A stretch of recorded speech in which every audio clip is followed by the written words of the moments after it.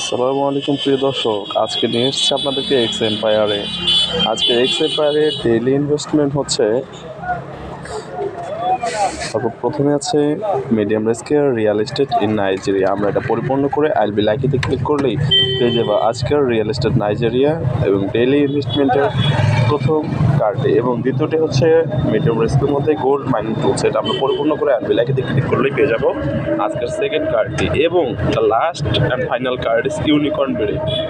আজকের ইউনিকর্ন বিডিতে এখানে ক্লিক করে আপনারা আইল বি লাইকিতে ক্লিক করলেই পেয়ে যাবেন আজকের তৃতীয়টি। এবং ঠিক আছে, এখানে দেখতে পাচ্ছেন আমরা প্রফিট পেয়ে গেছি। এবং আজকের এখানে আছে আপনার কোয়েস্টে,